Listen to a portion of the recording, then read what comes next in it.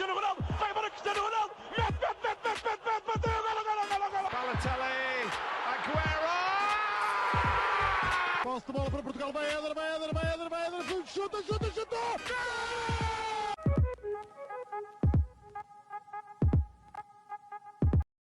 Bem-vindos novamente ao podcast dos Panenka, parte do projeto dos 78.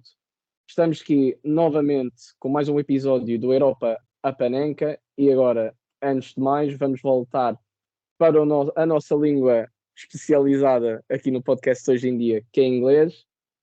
So, as I said in Portuguese, we're here for another episode of Europa Panenka, and today we are finding more about the Spanish champions, Barcelona, and as they are facing Football Club de Porto, we have with me a very nice guest who I'm going to ask now to introduce himself and what he does. Yes, hi everyone. I'm Adrià Regàs. I'm a Catalan journalist, and well, I'm very happy to be here to be part of that podcast. And well, I'm a journalist who covers Barça, who tries to be there. I'm in liter. It's not a newspaper. It's a digital media, but I'm trying to be there. And well, I spent. Yeah, I think that it's the fourth year that I'm in that project, who is called Chen of Barça, the El Diez del Barça in Spain. Now there is no one who wears the number 10. It's particular, but well, the podcast or the project also has that name. And well, I started in the journalism a few years ago. I finished the degree last year, but well, even though I was studying, I like doing things on my own. I discovered that project, and it makes me grow as a person and also as a journalist. And well, now I'm here. I always try to be on the press conference of Xavi and always on the games. I try always to be in the games that are in other countries like Porto, but it's difficult for me because I have to pay the train, I have to pay the flight, the hotel, and it's not easy for me. But well, as I said, I'm a journalist and try to do my best. And if I'm here, it's because I'm doing things well, I think. Definitely, and definitely why we invite you to the podcast today. Thank you. So how do you get into, I know you're saying Catalonian journalist, but how do you get into supporting Barcelona, and how is it growing up as a supporter or someone who at least follows closely a club with so much success, and then obviously in recent years it looked like things were suddenly about to change?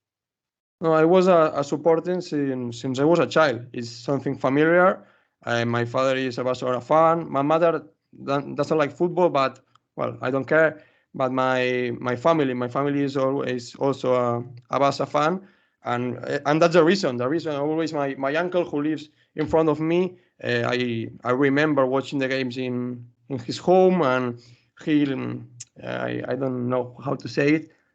He passed me his passion with Barca, and I think that my uncle was an important part for me.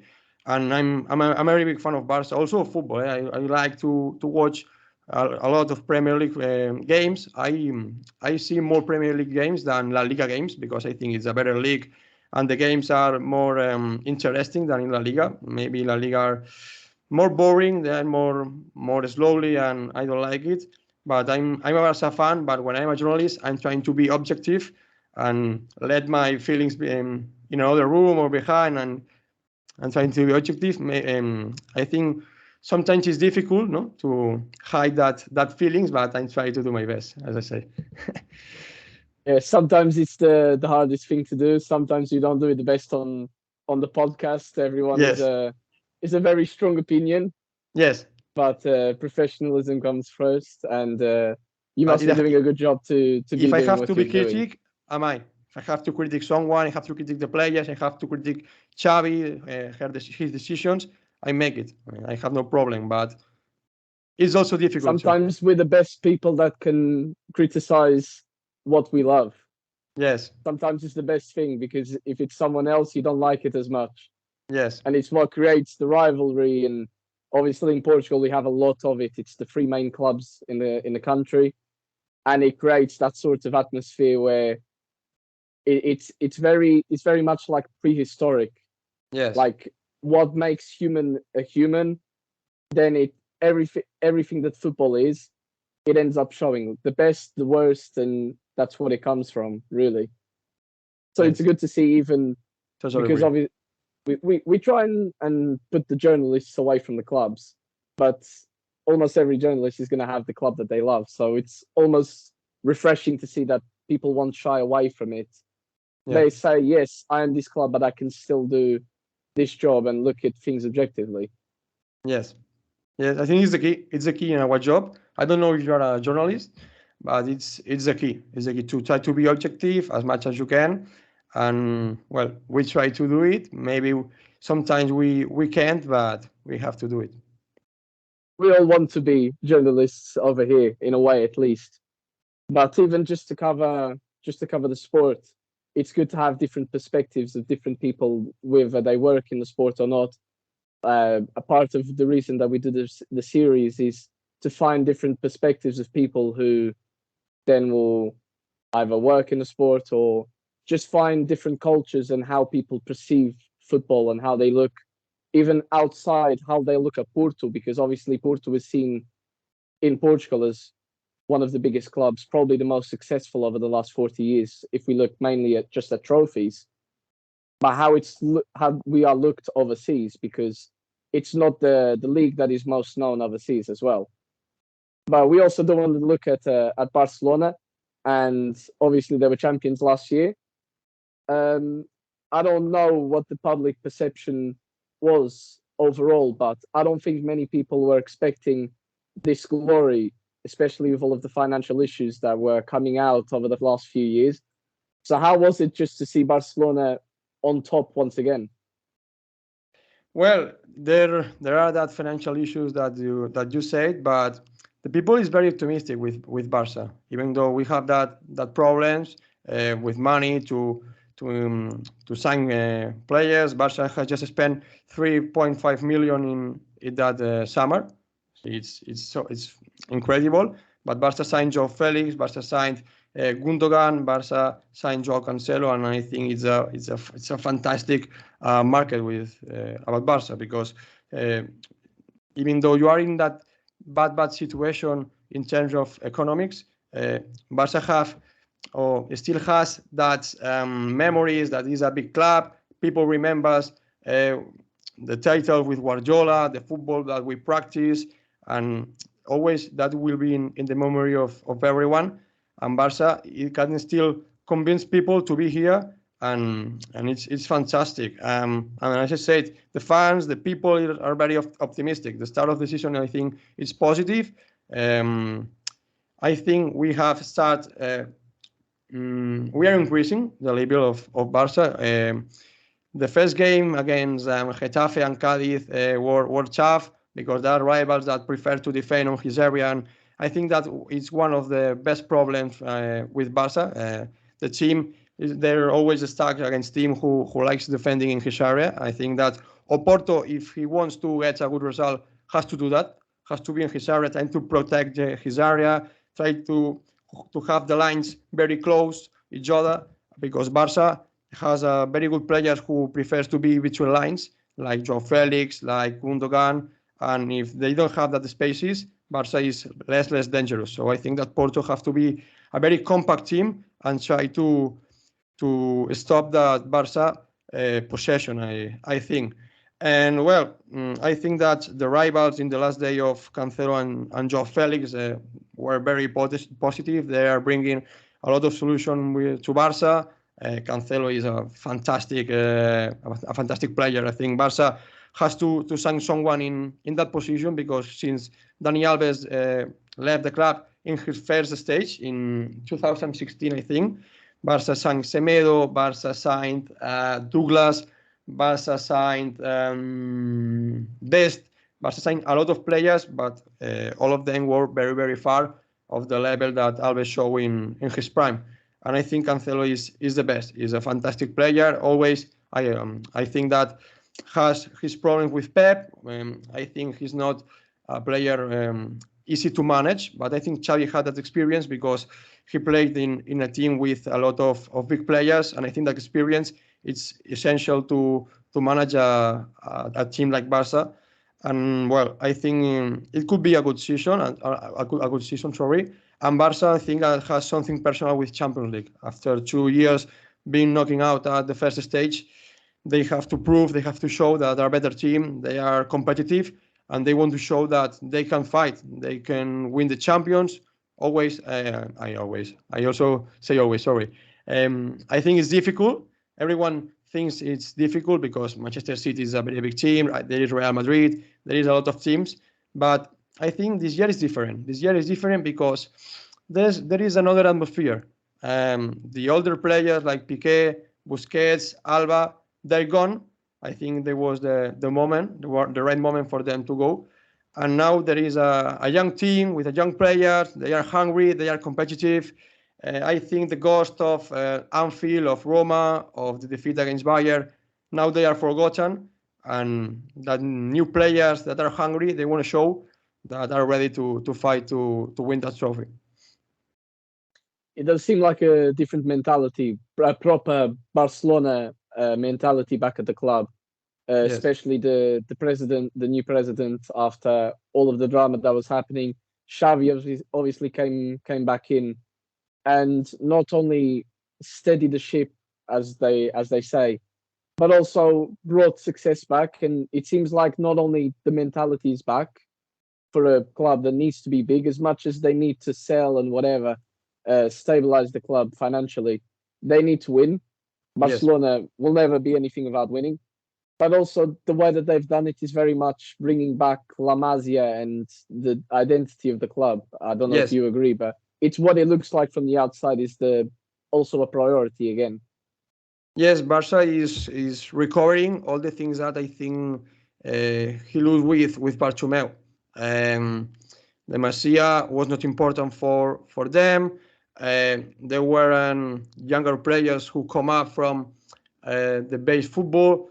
All the young players who make their first game with Barça, they didn't have the confidence of the coaches like Valverde, Ronald Koeman, and Xavi is different. Xavi is changing that mentality, and I think it's something that Barça should to recover, and more or less they are trying to do it. Lamine Yamal is the best example, I think, just a 16-year-old player. He's making a very, very fantastic performances, and I think there is something positive with that. It's my sensation, but I think that Lamine has no pressure. I remember, I think what happened with Ansu Fati in that moment when he started in 2019, 2020, and newspapers, the media, the people talk about Ansu Fati. Every single game he could score a goal. Everyone talks about Ansu Fati, the new Messi, the new era, the new number 10, the future of Barça. And with Lamine, it's different. Nobody talks about him, and I think it's very positive because there is a lot of pressure in Barça, a lot of pressure that kills the players. It's very harmful for the young players. The pressure that comes from the media, from the people.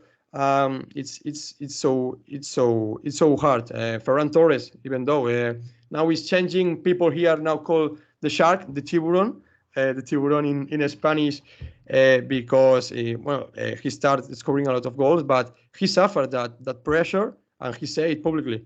And it's not easy being a Barça player, because I think it's the club with the hardest pressure in the world, because people demand you to win and to play well. In other teams like Real Madrid, people want to win, and they don't care about how you win. The important for them is winning. With 10% of position, with one shot, they don't care. In Barcelona, it's different. They want to win, and they want to win with possession, with fluency in the game, being protagonists on the pitch, be the best in every single thing. And I think that makes a lot of pressure. And I think that Lamine don't have that pressure because there are other factors, like the rivals of João Félix, of João Cancelo, Rio Romeo. I think there are a lot of things to talk about.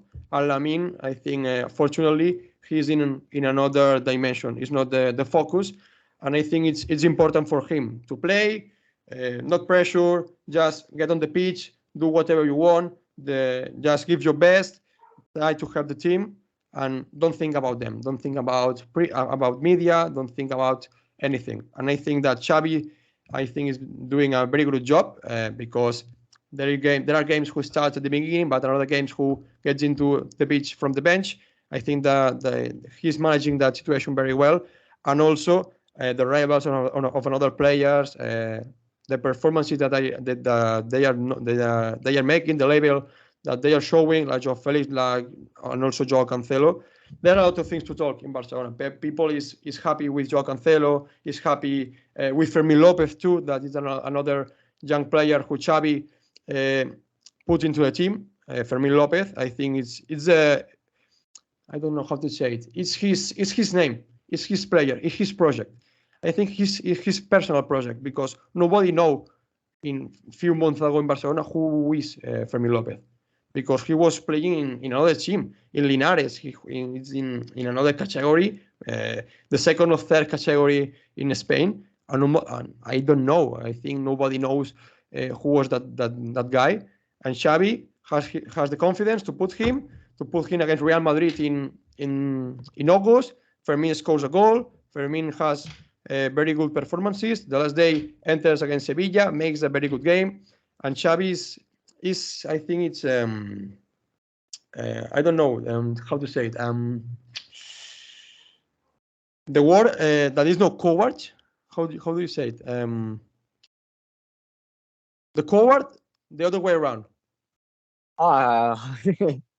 You're testing my English as well. I should probably know this. I don't know how to say it. But Xavi, we understand anyways. Yes. Xavi take risks. Xavi take risks with that players because it's a very risky situation because they are younger. They always they're gonna make mistakes, a lot of mistakes because they are younger. He's doing something to win the confidence of the coach that maybe you don't see in every young player. Yes. And maybe it's just not quality that we might see on the field and is obvious. But he must be growing like Xavi, something Xavi brave must be seeing. Brave. Xavi is brave. That's the word. Sorry. Yeah. And as I said, Xavi is brave with that guys, and it's something that in Barcelona we haven't seen it for a long time. And it's a key for the club to be confident with the young people. And I think his manage with them is fantastic, as I said, and keeping them away of the pressure. I think it's a key. I thought it was very interesting you saying that about Yamal. Obviously, I think a lot of people nowadays have at least seen a clip of him doing ridiculous things for his age at this level. But a lot of people maybe were concerned about João Félix. Obviously, he comes from Atletico Madrid. He did not have a nice time there.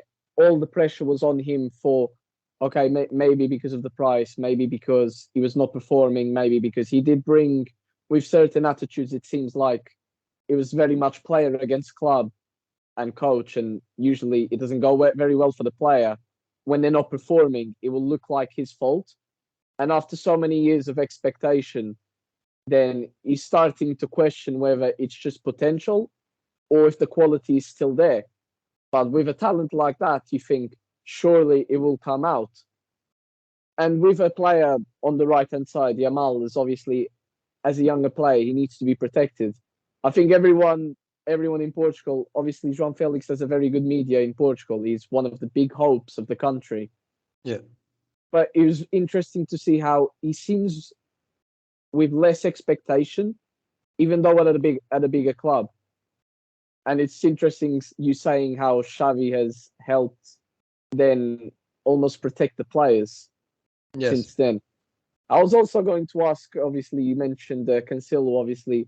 I think everyone in Portugal will know by now how good both of them are playing at the moment. And obviously the expectations were high on both of them.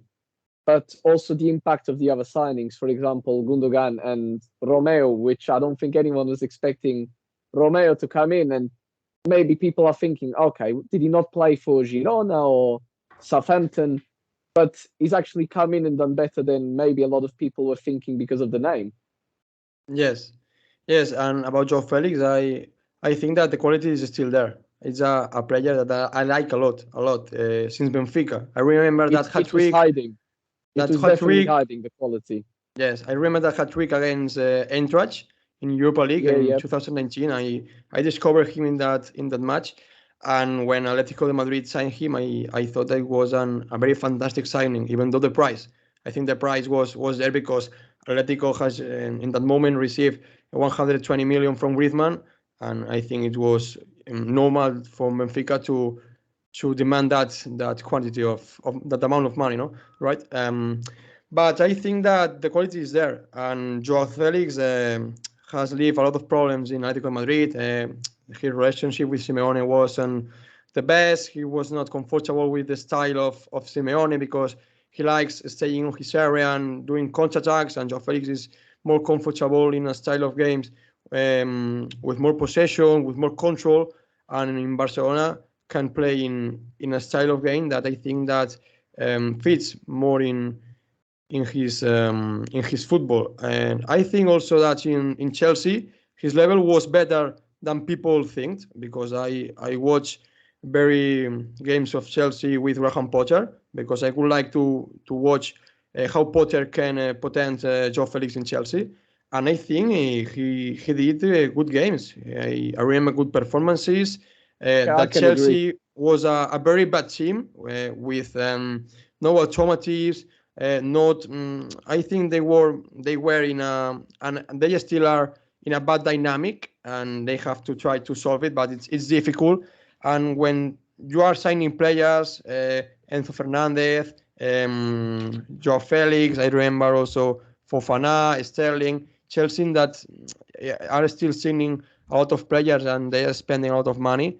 And when the results don't arrive, it's the mentality comes down. And I think that had to play with Félix a little bit as well, because it's frustrating. He looked like one of the only positive players on the pitch, and you can say the same for Enzo. Sometimes people were saying it's only Benfica was playing at Chelsea. Yes. But then Félix comes into a system where finally he does have someone to provide, and he can finish himself, because he was always capable. But the environment seems perfect, and it's interesting because he was almost seen as trouble. But maybe the best managers find the trouble, but they have so much quality that they actually end up making something of it. Yes, and very people in Barcelona were disagree with his signing, with João Félix and João Cancelo, both of them. Many people were disagree with them because João Félix, no, he's not as good as you said. In Chelsea, has bad performances. It's not good for the atmosphere of the team. It's going to be bad for the atmosphere what the Xavi is creating. He's going to break the dressing room. He's going to break the good dynamic. Also Cancelo, he had trouble with Pep Guardiola. He didn't fit in Bayern Munich. They are players that I didn't think that. I thought that they were, and I think already that they are currently good signings. But a lot of people thought that they're going to break the dynamic of Barcelona. And I disagree. They are very, very fantastic players. They show it. Cancelo showed it the most in Manchester City. I think Pep has changed his career because Cancelo in Valencia and Inter in Juventus was a traditional defender who likes to attack and defend and crosses and just that. And he was a good player. He was a good player, but he elevates the level. Pep made him discover a new world, a new football. I think Pep opens his mind. Pep opens the doors of another world, and Cancelo, thanks to Pep, could watch another football, could make things that I think Pep provide him an ecosystem. Pep provide him the solutions to potent his performances and to make him to show that he was a better player than he thought. I think nobody think that Cancelo could show the level. I was when I started watching that games in Manchester City, I couldn't believe it. That's Cancelo. That's the player I was seeing in Valencia, that people didn't like it in Valencia. I remember people very mad at Cancelo. This is the player. I saw it in Juventus. That was a traditional defender. And then I saw with Pep Guardiola, I think it's a midfielder. It's a player who can play in the midfield, could play in attack, could play in the left, could play in the right. I think it's what happened here? What happened here? Because it's I didn't see that. And it's good that that we level. mention it as well, because then he can do the left-hand side for Barcelona. Obviously, he can do that. Balde is obviously on the left. He's come to be a very, very good player, growing every week. It seems he's already one of the best in the world in that position. But it's interesting because they were playing Barcelona. Looked like most of last season they were playing Koundé at right back, and obviously he's a traditional centre back. Yes. So it's almost interesting as well the dynamics then he can offer Barcelona as well, be it maybe on the right, maybe on the left, maybe having the option of Koundé then playing on the right and making like a back three if needed. So it's interesting the variety as well that he can offer Barcelona, because I don't think, again, anyone really doubted the quality. It's more what they will find at Barcelona and if they will respond well to it. Yes, and well, I think that Xavi is creating the best environment for them, for Joao Cancelo and Joao Félix, and well, I expect that Barca the next year can sign him in property, but I'm very happy for them, and I expect that they can help Barca a lot that year. I think they are fantastic arrivals, fantastic signings, and I think they can shut up people who thought that they were bad signings, I think. I'm sure they're going to want to shut up mostly the Portistas. Obviously, they are both ex-Benfica players, so Yes. they will have a little extra motivation for this game. And obviously, they've had a few worse times in their clubs, so it's going to be a Champions League night. They want to show everything that they can do and what they've been doing this season on the biggest stage. So what would you say? Obviously, Porto, I think they should at least have some sort of a reputation for being a very stubborn side. Obviously, Sergio Conceição is a very characteristic manager in his sort of aggressive nature, in the fact that he forms a team to be difficult to beat. Yes. Obviously good on the transition. Good players in the past. Porto have a good reputation in Europe, for at least definitely in Portuguese standards, for the clubs that they've brought, the players that they produce, what team they have brought forward to European competition as well. Recent years win the Europa League, get to some quarterfinals, beat Juventus for not too long ago.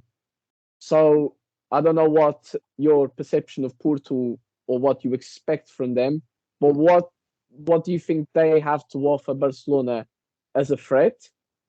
And what do you think Barcelona will present against them? And what can we expect from Barcelona in this game? Well, I think that Porto is a very big club, and I think that Conceição is doing a fantastic job. He always put Porto, as you said, in quarterfinals between the better 16 teams in Europe, and it's something that Barca didn't make in the last years. I think Porto has more better results than Barca in the last 2 years, and it talks good about Porto. It talks that they are doing a great job, that Conceição is making a good job, and even though Porto lose players because there are other bigger teams who come and sign them players, Conceição always keep that competitive. Yes, as I say, I think that Conceição, even though every single year lose very big players, always keep that competitiveness and make the Porto a club which is tough to beat. And I think that Barca gonna suffer tomorrow. I think Barca. I think Barca is gonna suffer to win that game because Porto is a very big team. Barca suffers when he plays away. We have to know how Barca can develop in a scenario like that, because, as I said, I think that the older players has to go. But now there are a lot of young players that has no experience in Europe, and I think that could be bad. Porto has Pepe, or Porto has a lot of players with experience in You'll, Europe. I don't know if he will return for the game in Spain, but at least for this game coming up, which is the first game in the group between the two, he will be injured actually. Oh, Pepe is It's a injured. little, yeah, it's a little bit of a defensive crisis at the moment at Porto. Oh, At least in the league, they had a problem. Fabio Cardoso just got sent off against Benfica. Pep has had his issues. Marcano is out for the foreseeable future as well. Yeah, so it's actually curious you bring that up, because obviously Porto has that reputation and they have a point to prove now that they lost against Benfica in the Classic, the big one of Portugal, at least between the level and the history and the competitiveness of the two teams. As much as I want to defend Sporting Benfica, because just the success is not the same, really. Porto have actually been suffering in pretty much every game this season.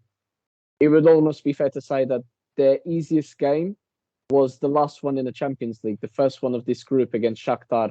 They win 3-1, and even then they had a moment, they concede for the 1-1, then they obviously get the lead back, end up winning comfortably, but they've had a lot of late goals, they've had underwhelming performances, they've switched system to a three at the back, which Conceição actually said as well. It's a possibility for the game, which I'm sure is not going to please a lot of Barcelona supporters, or maybe people for the spectacle, because it might restrict the offensive football that we do want to see. But Porto is an aggressive team. Who knows what they're going to present? And they've got various options for the counter. They're very strong on transition. But Porto's level is not as great as the past. And obviously, they've also had some financial issues, and it seems to be creeping in more and more, because it seems like the players leave, but it's not for the release clauses like Sporting start to do, and Benfica have done very well for a long while. So it's actually curious. Now, Porto have a lot of a point to prove, at least Conceição. He will want to put a team out that will prove that they still belong at this level, that they can still reach the quarterfinals, and that this start of the season, they can move past it and they can put a good challenge in. Because I think Conceição has also always been a manager of, okay, maybe the squad planning is not the best, maybe the recruitment is not the best on every level, but he will always make the omelette without all of the eggs, and the level will not go down too much. And you consider the fact basically he almost wins a title every other year. It does back him up at the end of the day, as much as he does have people who are not a fan of his nature or not a fan of his football. Yes, but I think that Porto tomorrow, if it is an aggressive team, as you said, can harm Barça, because Barça suffers a lot with that kind of teams who are aggressive, who like to run, who like to make counterattacks, and Barça has suffering from the last years with that kind of games, with that kind of rivals, because Barça, I think that it has a problem in the midfield, because there is no balance in the last few years. There is no balance in the midfield, because Busquets was very good with the ball, but he always had problems in terms of position. He always left his behind, his back free for the rival, and Barça suffers a lot with that, with the back of Busquets. And now with Real Romeo, I think that even though he's a worse player than Busquets, because Busquets is historical player, and maybe he's a profile of player that can help so much Barça in that kind of games, because when you play away, you have to be a compact team, you have to be balanced, you have to be very compact, let's say. And Barça, when he plays away, he can start with a very good level with ball, but then he suffers when the other team's counterattacks, when the other team has spaces to run. Barça suffers a lot because the midfield is not well. She's not well positioned on the pitch, and I think that Romeo can solve that. And if Porto tomorrow is an aggressive team, if Porto try to attack for the left and for the right backs, because Balde likes to be on the attack, Cancelo too, and maybe they both can have problems to come back and to run and recover his position. Porto can make a lot of damage with that, and I think Barca is going to suffer tomorrow. It'll be an interesting battle because Porto have Galeno. He's very fast on a very physical presence. He likes to attack directly the channel, but he's also a very hot and cold player. His end product is never nearly consistent. Pepe is also another one. He's a very good threat on the right hand side. Sometimes he's pushed to the defense as a fullback, just because the options that Porto have on both sides aren't maybe to the level as the rest of the team. And you have new signings like Ivan Jaime, they're coming into the team now. He's a very creative player, trying to make up for what Otavio left. And for example, Varela and Nico, who just came from Barcelona, Yes. also two good midfield players. Nico actually falls out of favor with Conceição because of an apparent lack of intensity. This is more supposed by the newspapers, who have a bit more insight than I was expecting Conceição maybe want to show, but it does show like what he prioritizes in the team. In a way. I was expecting to ask you about Nico because I don't know anything about him. I read the other day that he's not playing a lot, and I read that he fell out of favor. And I think that I don't know, it's something I read, but I read that it's normal with the new signings with Conceição that they have a period of time, adaptation. Yes. I don't know if it's real or not. Yeah, I think until the moment it's just more Alan Varela who has had more game time, and even then he took a few games to get into the side. Nico started, but then he fell out of it. Even Jaime hasn't started every game, even though he showed very good performances when in the pitch. Fran Navarro is a striker that they signed as well. Little to no minutes for him in recent games. So it is true. And I've pointed out a few players. Who do you think could potentially hurt Barcelona or hurt Porto the most?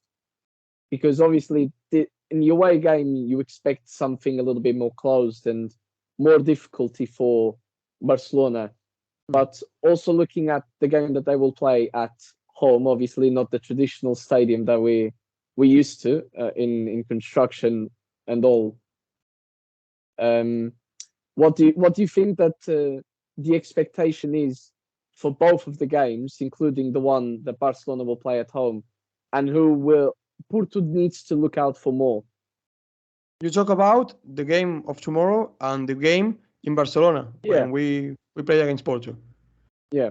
First of all, I would like to talk about Nico because it's a player that I like. I like it, and I was surprised when he wants to go. The last year was in Valencia because it was his decision. Xavi wants to keep him, but he didn't, and now he's in Porto, and now he's not playing, but he's a very good player. When he starts in Barcelona, has a very, very big eruption. Then with the arrival of Xavi, I didn't know what happened there, but his level was coming down. I didn't know what happened, but he's a player that I like so much. He's very young. He's growing as a player.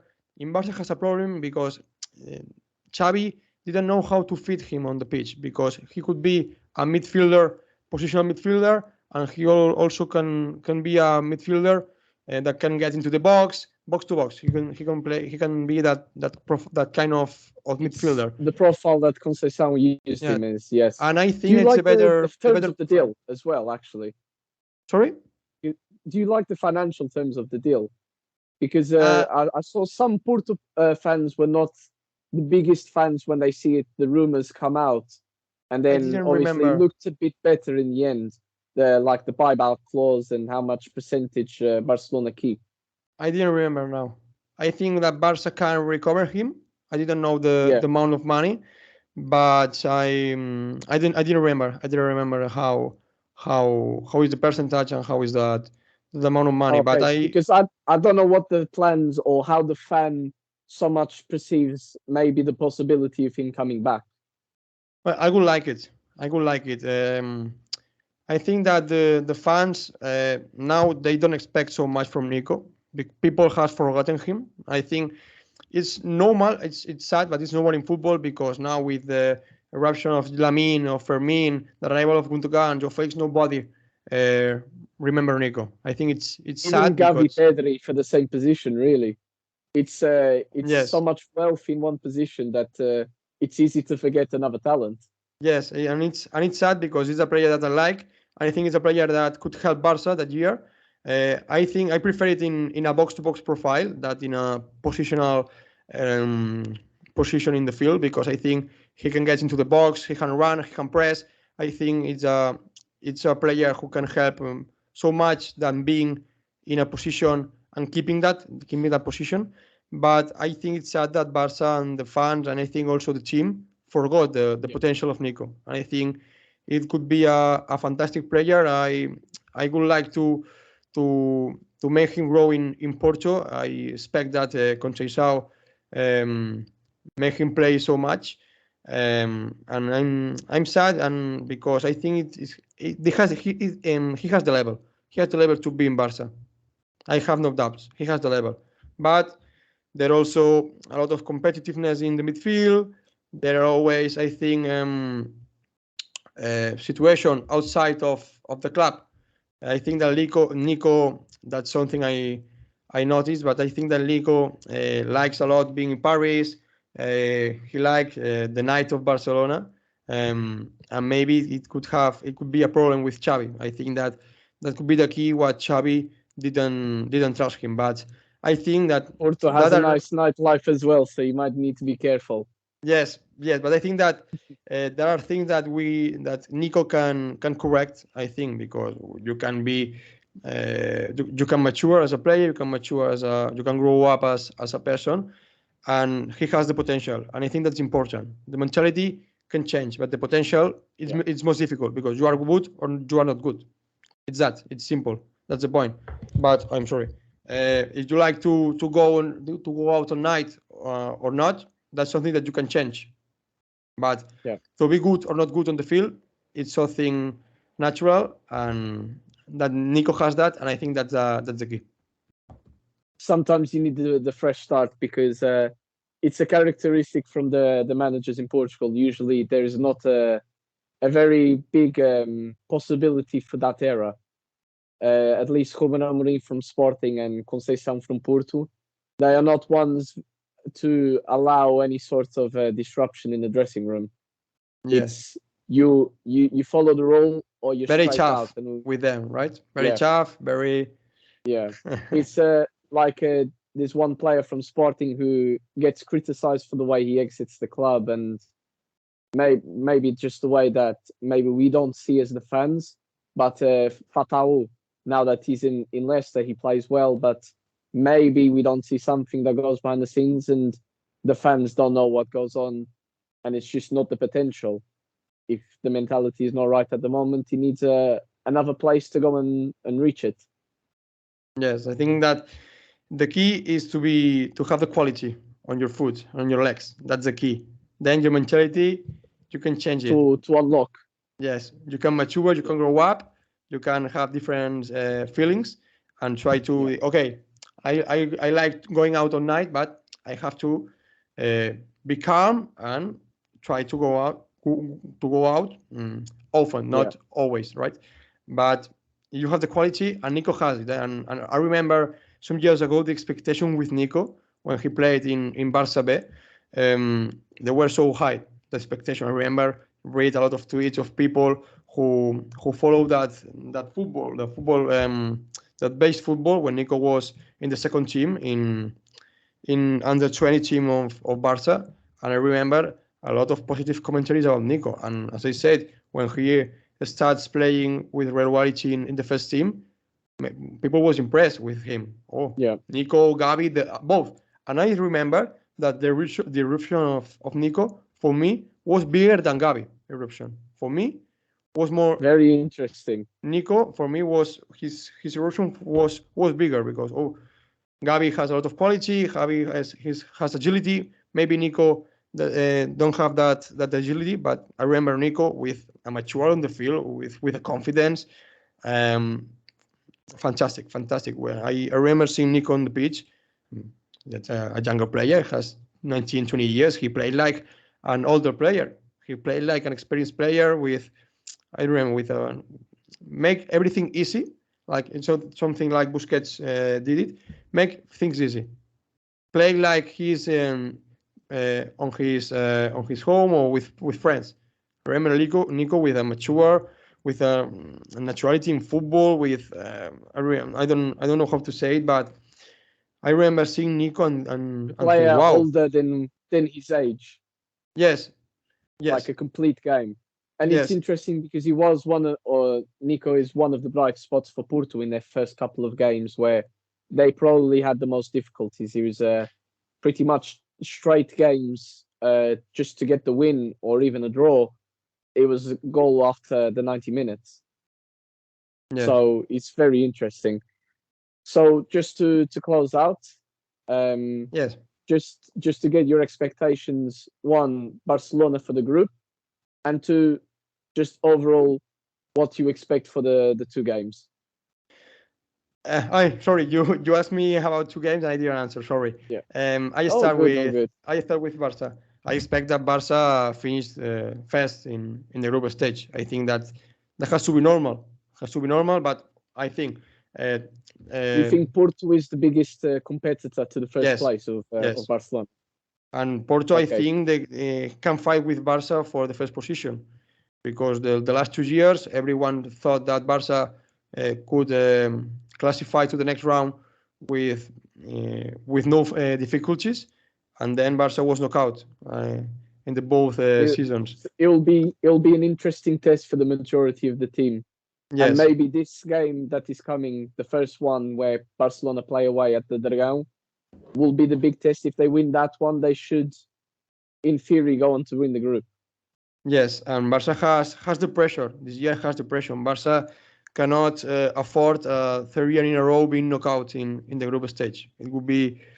I don't want to think about that, because it's going to be a disaster in Barcelona, and even though with financial issues, because Barça needs to classify to get to the next round, because it's gonna put money on Barça. And the last year, I remember that Barça thought to arrive until minimum quarterfinals for the money, and then Barça was knocked out, and that loss of the potential money was very, very hard for the team and for the club.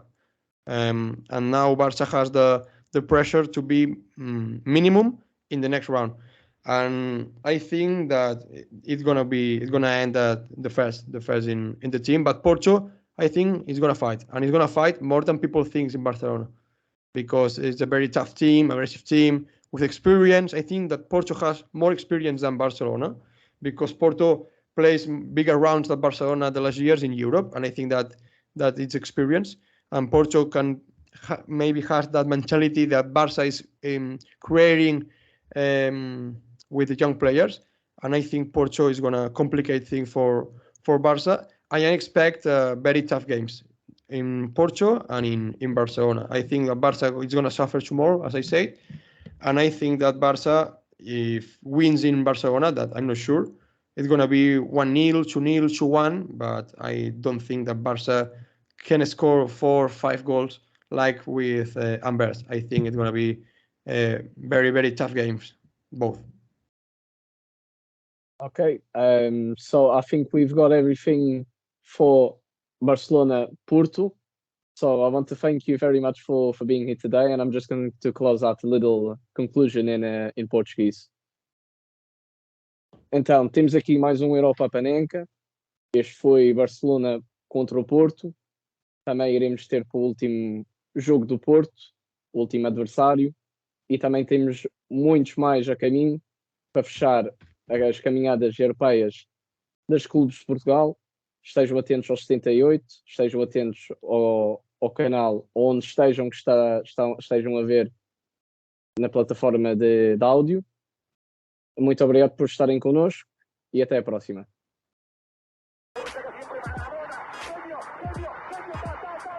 Liverpool 3-0. Corner taken quickly. Origi! Stays on up,